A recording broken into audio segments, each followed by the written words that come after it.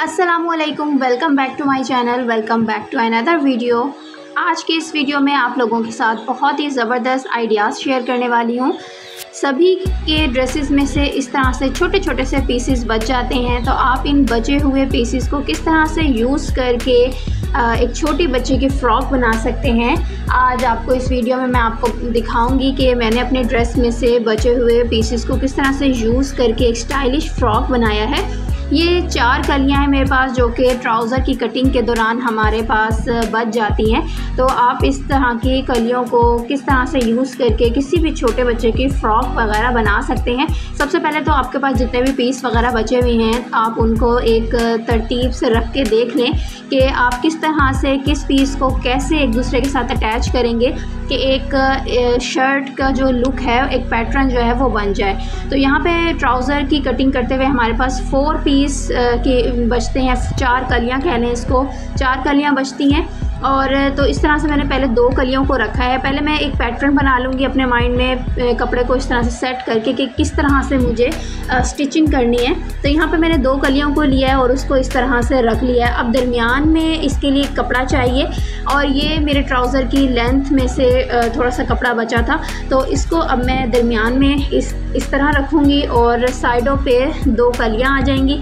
तो आप देखेंगे कि एक फ़्रॉक का पैटर्न बन जाएगा, ए लाइन फ़्रॉक का। तो आप इस तरह से पहले रख के देख लेंगे कि किस तरह की आपको पीसेस को जोड़ने के बाद कैसा शेप आ रहा है, किस तरह की फ़्रॉक आपकी बच्ची की बन सकती है। तो यहाँ पे आप देख सकते हैं मैंने दोनों कलियाँ साइडों पे लगाई हैं और दरमियान में एक स्ट्रेट कपड़ा रखा है। उसके बाद अब मैं इन कलियों को इस स्ट्रेट कपड़े के साथ जो है वो स्टिच कर लूँगी। यहाँ पे आप देखें इस तरह से सीधे पे सीधा रख के, और अब मैं एक सिलाई लगा लूँगी। क्योंकि यहाँ पे एक वाइट कन्नी वाला कपड़ा आ रहा है, तो आपने कोशिश करनी है कि वो जो वाइट कन्नी वाला कपड़ा है वो आपकी सिलाई में ही निकल जाए, ताकि वो फ्रंट पे नज़र ना आए। और उसके बाद अब मैं यहाँ पे सिलाई कर रही हूँ। सभी लेडीज़ के कपड़ों में इस तरह के छोटे छोटे से पीस बच जाते हैं, और कुछ ख़वातीन जो है वो इस तरह के पीस को अमूमन वेस्ट कर देती हैं। तो आप इस तरह के छोटे छोटे पीस को वेस्ट ना किया करें, इनको भी यूज़ कर लिया करें। अगर आपकी घर में छोटी बच्चियाँ हैं तो आप इस तरह से इन छोटे छोटे पीसेस को यूज़ करके अपनी छोटी बच्चियों के ड्रेसेस बना सकती हैं, और इस तरह से एक मदर डॉटर सेम आउटफिट्स आप लोगों का बन जाएगा। तो आप लोग इस तरह के छोटे छोटे पीसेस को फेंका मत करें, इनको यूज़ कर लिया करें। और ये बस आपकी क्रिएटिविटी पे डिपेंड करता है कि आप किस तरह से छोटे पीस को जोड़ के एक दूसरे के साथ अटैच करके स्टाइलिश लुक में किसी भी छोटे बच्चे का फ़्रॉक बना सकते हैं। तो यहाँ पे मैंने एक कली को स्ट्रेट फैब्रिक के साथ जोड़ लिया है, स्टिच कर लिया है, और इसी तरह से मैंने दूसरा जो कली थी उसको भी दूसरी तरफ स्ट्रेट फैब्रिक से जोड़ लिया है। आपको एक ही स्टिच करके दिखाया है और इसी तरह से मैंने दूसरा स्टिच कर लिया। ये हमारा जो है कुर्ती या फ़्रॉक कह लें इसको, इसका सिर्फ एक हिस्सा रेडी हुआ है। उसके बाद अब हम दूसरा हिस्सा रेडी करेंगे। इसी तरह से एक और कली हमारे पास है और एक और स्ट्रेट फैब्रिक। इसी तरह से जैसे आपने ये रेडी किया है, इसी तरह से आप इसका अगला पिछला हिस्सा जो है वो एक दूसरे के साथ स्टिच करके रेडी कर लेंगे। यहाँ पे अब मैं आपको स्टिच करके नहीं दिखाऊंगी, आपको स्टिचिंग के बाद वाला जो इसका लुक है वो आपको दिखाऊंगी। पहले मैंने इसको रख के इस तरह से अरेंज कर लिया है, और उसके बाद अब मैं इसको दोनों तरफ से स्टिच कर लूँगी। यहाँ पे हमारा स्टिच होके रेडी हो गया है। दोनों फ्रंट हिस्सा भी हो गया इसका और बैक हिस्सा भी हो गया है।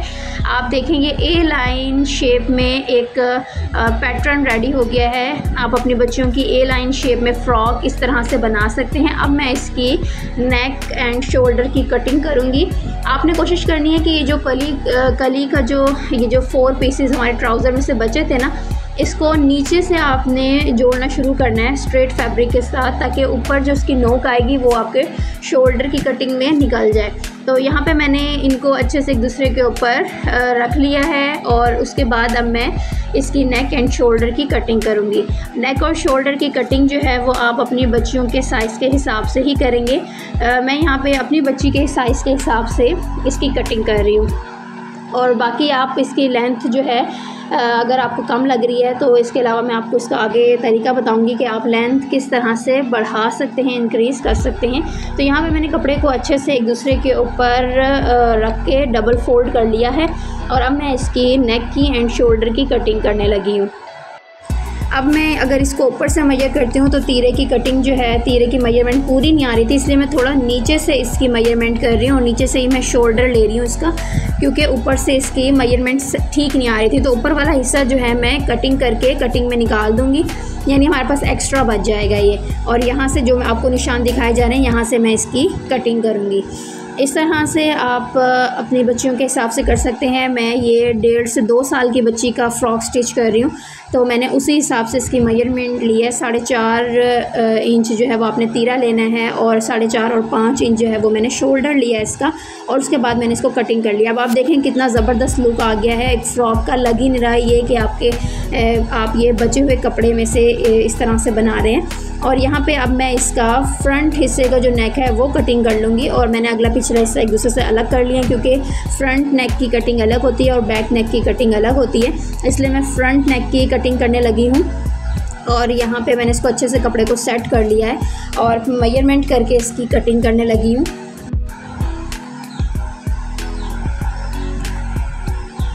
और यहाँ पे मैंने फ्रंट नेक के मार्क कर लिया और इसको कटिंग भी कर लिया है। और इसी तरह मैं अब इसका बैक हिस्सा जो है उस पर नेक की कटिंग करूँगी, क्योंकि उसकी जो बैक नेक की कटिंग होती है वो इतनी डीप नहीं होती है, तो उसी लिहाज से मैंने यहाँ पे कटिंग कर लिया। और उसके बाद मैंने कपड़ों को अच्छे से प्रेस कर लिया है, क्योंकि स्टिचिंग के दौरान आपकी कपड़े को अगर प्रेस करके काम करती हैं तो बहुत नीट काम होता है। स्टिचिंग में आपकी आयरन करना, प्रेस करना, ये बहुत ज़्यादा आपकी नीटनेस पे मैटर करता है। तो यहाँ पे आप देख सकते हैं ये एक और कपड़ा था जो कि मेरी शर्ट में से बचा था। अब इसको मैं किस तरह से यूज़ करूँगी, इतना ही था कपड़ा, तो मैं चाह रही हूँ कि इस वाले कपड़े को शर्ट के ऊपर आ जाए और डिज़ाइनिंग बन जाए। तो मैं इस वाले कपड़े को इस तरह से नेक के साथ स्टिच करूँगी, और यहाँ पे मैं गले के साथ साथ एक सिलाई लगा लूँगी, थोड़ा सा गैप दे के। और यहाँ पे हमारी सिलाई लग चुकी है। उसके बाद जो दरमियान का हिस्सा है इसको मैं कटिंग कर लूँगी और छोटे छोटे से कट्स लगा दूँगी, ताकि जब हम कपड़े को पलटें तो हमारी राउंड नेक की एक बहुत अच्छी सी शेप आ जाए, कोई झोल वगैरह ना आए। और यहाँ पे मैंने कपड़े को प्रेस भी कर लिया है। आप स्टिचिंग के दौरान अगर प्रेस करते रहते हैं तो आपकी सिलाई में भी बहुत नीटनेस आ जाती है और काम आसान हो जाता है। सिलाई के दौरान कपड़े को प्रेस करना बहुत ज़्यादा अहम होता है। और उसके बाद मैंने इस कपड़े को साइडों से थोड़ा थोड़ा फोल्ड करके स्क्वायर शेप दे दिया है, और एक फ़ाइनल सिलाई जो है, स्टिचिंग जो है वो भी कर ली है गले पे। और यहाँ पे अब हमारा बैक नेक जो है उसको रेडी करेंगे। अब बैक नेक पे मैं बटन पट्टी बनाऊंगी। बटन पट्टी बनाने के लिए मैंने एक छोटा सा कपड़ा लिया है और उसको दरमियान से इस तरह से कट लगा लिया, ताकि उसका मुझे मिड पॉइंट जो है वो इजी रहे। और इस तरह से बैक नेक की भी जो था उसकी भी मैंने दरमियान से कट लगा लिया है। उसके बाद जो बैक ये जो कट लगाया था मैंने यहाँ पे एक चौक से निशान लगाया है, और फिर उस निशान के साइडों पे 1.5 इंच का निशान लगाया है। ये बहुत आसान तरीका है बटन पट्टी बनाने का, और आप जो नए सीखने वाले हैं सिलाई वो इस तरह से बटन पट्टी बना सकते हैं। इससे बहुत आसानी हो जाती है आपको बटन पट्टी बनाने में। और यहाँ पे मैंने दोनों तरफ से सिलाई लगा के इसको नीचे से सीधा कर लिया है। अब इन निशान के अकॉर्डिंग ही मैं स्टिचिंग कर लूँगी। और यहाँ पे मैंने स्टिचिंग जहाँ जहाँ निशान थे उसी के ऊपर सिलाई लगाती जाऊँगी। और यहाँ से अब मैं इसको थोड़ा सा टर्न करूँगी और एक स्ट्रेट सिलाई लगा दूँगी, और उसके बाद अगेन टर्न करूँगी और उसके बाद सीधी ऊपर तक सिलाई ले जाऊँगी। आपने निशान जो लगाए हैं उसी के ऊपर ही आपने स्टिचिंग करनी है। और उसके बाद यहाँ पे जो मिड वाला निशान है, यानी कि इस कपड़े का और बैक नेक का जो मिड होगा उसको आपने कटिंग कर लेना है इस तरह से, और थोड़ा नीचे तक पहुँच के आपने साइडों से इस तरह से कॉर्नर्स बना के कटिंग करनी है, ताकि आप जब ये इस पट्टी को फ़ोल्ड करेंगे तो इजीली फ़ोल्ड हो जाए। और साथ में अब मैं इसको प्रेस भी कर लूँगी, ताकि एक अच्छे से नीट लुक आ जाए इसको हमारी बटन पट्टी पे। तो यहाँ पे मैं आपको प्रेस करके दिखाती हूँ इसका फ़ाइनल लुक। ये देखें, मैंने नीचे से कपड़े को फोल्ड कर दिया पलट के, और यहाँ पे प्रेस भी कर दिया। अब जो नीचे का एक्स्ट्रा कपड़ा है यहाँ पे मैं एक सिलाई लगा लूँगी, ताकि हमारी जो कपड़ा है वो अपनी जगह से ही लेना और एक नीट लुक आ जाए। तो आपने इस तरह से यहाँ पे सिलाई लगा लेनी है। ये बटन पट्टी बनाने का नहायत आसान तरीका है। जो नए सीखने वाले बिगनर्स हैं वो इस तरह से बटन पट्टी को लगाएं। उम्मीद करती हूँ आपको ये तरीका अच्छा लगेगा बटन पट्टी बनाने का, और काफ़ी आसानी हो जाएगी और काफ़ी नीटनेस भी आ जाती है इस तरह से बटन पट्टी लगाने के लिए। इस तरह की जो छोटी छोटी टिप्स एंड ट्रिक्स होती हैं स्टिचिंग में वो बहुत अहम होती हैं, नए सीखने वालों के लिए काफ़ी हेल्पफुल रहती हैं। इस तरह से आपकी सिलाई आसान हो जाती है। सिलाई को कोशिश किया करें कि ऐसे ही टिप्स एंड ट्रिक्स के साथ किया करें ताकि आपकी जो काम है वो आसानी से और जल्दी से हो जाए। और उसके बाद अब मैंने पीछे नीचे कपड़ा फोल्ड किया था उसके ऊपर साइडों पे एक सिलाई दोबारा से लगाऊंगी, जैसा कि आपको वीडियो में दिखाया जा रहा है। और फिर इसी तरह से मैंने कपड़े को टर्न किया है और एक स्ट्रेट सिलाई लगा ली है। उसके बाद अगेन मैं टर्न करूँगी और फिर एक सिलाई लगा लूँगी, थोड़ा सा ऊपर लेके आऊँगी और इसको इस तरह से बटन पट्टी के ऊपर थोड़ा सा नीचे करके एक सिलाई लगाऊंगी और इसको अगेन मतलब कि डबल कर लूँगी सिलाई को, ताकि हमारी जो बटन पट्टी है वो अच्छे से सिलाई हो जाए। और उसके बाद अब जो सिलाई है वो मैं ऊपर तक ले आऊँगी। यहाँ पे हमारी बटन पट्टी जो है वो बनकर रेडी हो गई है और आप देख सकते हैं कितना ही आसान तरीके से नीट हमारी बटन पट्टी बन गई है। यहाँ पे आप देख सकते हैं। आपने बटन पट्टी जो है वो इसी तरह से अगर बनाते हैं तो उम्मीद करती हूँ आपकी भी काफ़ी अच्छी बनेगी और ईज़ीली बन जाएगी। तो यहाँ पे अब हमारा जो बैक हिस्सा है बटन पट्टी उस पर बन के रेडी हो गई है। अब मुझे इसके गले पे पाइपिंग करनी है या कोई कपड़ा अटैच करना है। अगर आप पाइपिंग लगाना चाहते हैं तो पाइपिंग लगा लें, अगर आप कोई कपड़ा लगाना चाहते हैं तो कपड़ा लगा लें। यहाँ पे मेरे पास शर्ट के छोटे छोटे से टुकड़े बचे हुए थे। अब इनसे मैं एक और एक पट्टी कटिंग करूँगी। यहाँ पे मैंने 2 पट्टियों को इस तरह से रखना है, कॉर्नर से कॉर्नर मिला के। उसके बाद मैं चॉक की मदद से निशान लगाऊँगी, जैसा कि आपको वीडियो में दिखाया जा रहा है। एक कॉर्नर से दूसरे कॉर्नर तक आपने चॉक की मदद से निशान लगाना है इस तरह से। और ये मैं आपको लगा के दिखा रही हूँ। इस कॉर्नर से लेकर अपर कॉर्नर तक आपने एक निशान लगा लेना है और उसी निशान पे आपने सिलाई करनी है। यहाँ पे मैं आपको सिलाई करके दिखा देती हूँ। मैंने सिलाई कर ली है और फिर जो ऊपर का एक्स्ट्रा कपड़ा होगा आपने इसको कटिंग कर देना है। इस तरह से जब आप कपड़े को कटिंग करके सीधा करेंगे तो आपके पास एक ओरेप पट्टी बन जाएगी और आप इस ओरेप पट्टी को अपने बैक नेक पे डबल फोल्ड करके लगा सकते हैं। यहाँ पे मैं आपको अब ये लगा के दिखाऊंगी और एक स्पेशल ट्रिक बताऊंगी कि आप कॉर्नर्स पे किस तरह से पट्टी को फोल्ड करके लगा सकते हैं। यहाँ पे मैंने इस तरह से फोल्ड करके पट्टी को लगाना शुरू कर दिया है।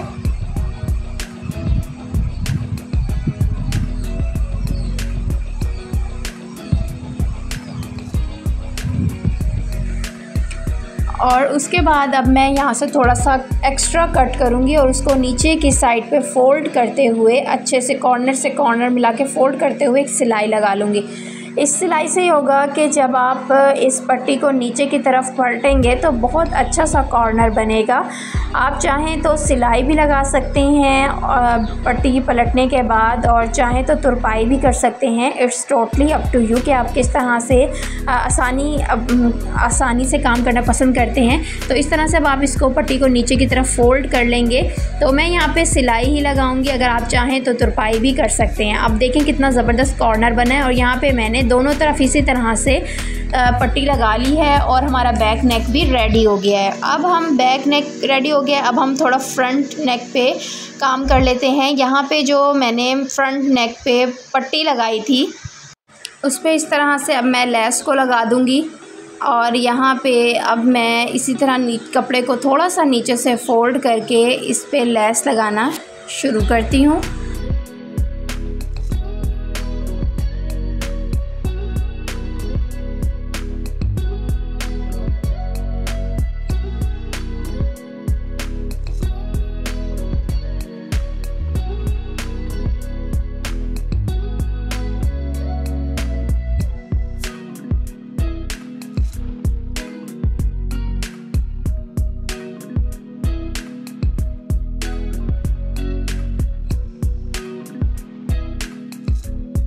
यहाँ पे हमारा फ्रंट नेक जो है वो रेडी हो गया है। लेस लग के कितना है ज़बरदस्त लग रहा है। और उसके बाद अब मैं बैक शर्ट का जो बैक हिस्सा है उसको लूँगी और इस तरह से जो उसके शोल्डर्स होंगे उनको एक दूसरे के साथ अटैच कर लूँगी। एक डबल सिलाई लगा लूँगी। और यहाँ पे आप देख सकते हैं कि शोल्डर्स अटैच हो गए हैं। और एक छोटा सा क्लिप जो आप लोगों के साथ शेयर करना मैं भूल गई, वो क्लिप मिस हो गया मुझसे।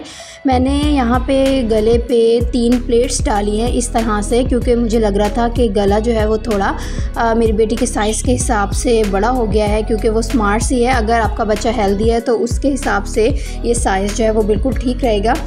तो फिर मैंने यहाँ पे 3 प्लेट्स डाल ली है। और गले को छोटा करने के लिए ये भी आप लोगों के लिए एक टिप हो गई है कि अगर आप गले को छोटा करना चाहते हैं तो इस तरह से 3 प्लेट्स डाल के आप लेसेस लगा सकते हैं उसके ऊपर। और यहाँ पे एक मेरी छोटा सा पीस पड़ा हुआ था शर्ट में से बचा हुआ, इसके मैं 2 हिस्से कर लूँगी इस तरह से, और साइड से किनारे इस तरह से फोल्ड करके मैं स्टिच कर लूँगी।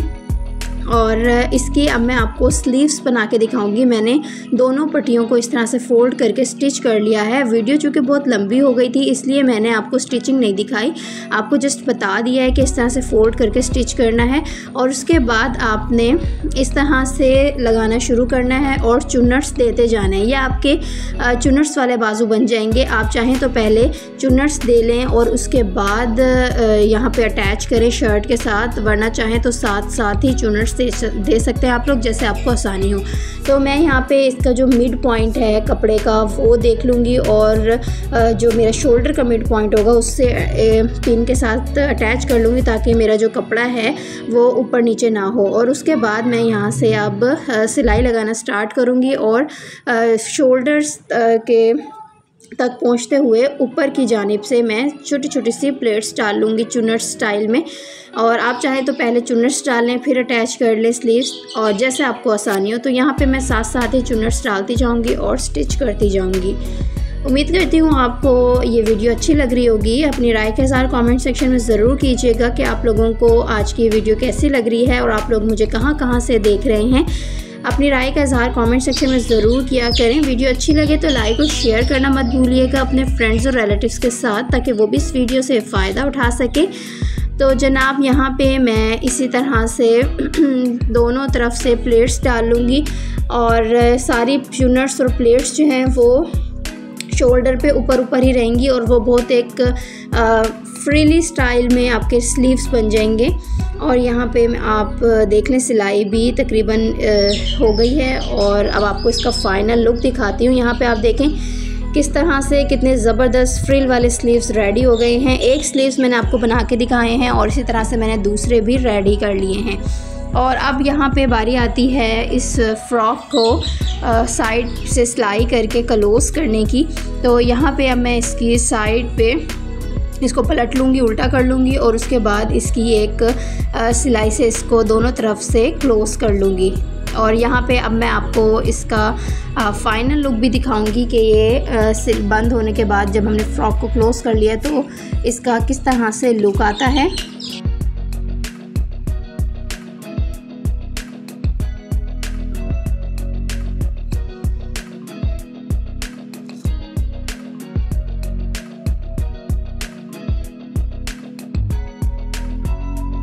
तो यहाँ पे मैंने साइडों की सिलाई लगा ली है। आप देख सकते हैं इस तरह से दोनों तरफ से मैंने सिलाई लगा के इसको बंद कर लिया है, और कितना ज़बरदस्त ए लाइन फ्रॉक रेडी हो गया है। अब नीचे से मैंने इसको थोड़ा सा फोल्ड करके सिलाई लगा लूँगी।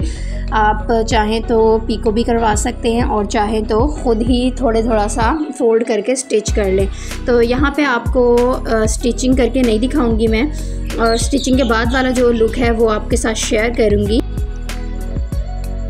तो यहाँ पे आप लोग देख सकते हैं फ़्रॉक बन के रेडी हो चुका है। कितना ज़बरदस्त लग रहा है। आप अपनी बच्चियों की, छोटी बच्चियों की अपने सूट में से बचे हुए पीसेस से किस तरह से स्टाइलिश खूबसूरत फ़्रॉक बना सकते हैं। आज आपको इस वीडियो से बहुत से आइडियाज़ मिल गए होंगे। उम्मीद करती हूँ आपको आज की ये वीडियो अच्छी लगी होगी। वीडियो अच्छी लगे तो लाइक और शेयर ज़रूर कीजिएगा, और अगर अभी तक आपने मेरा चैनल सब्सक्राइब नहीं किया तो काइंडली चैनल को सब्सक्राइब कर दें, साथ लगे बेल आइकन को ज़रूर प्रेस कीजिएगा। Thanks for watching.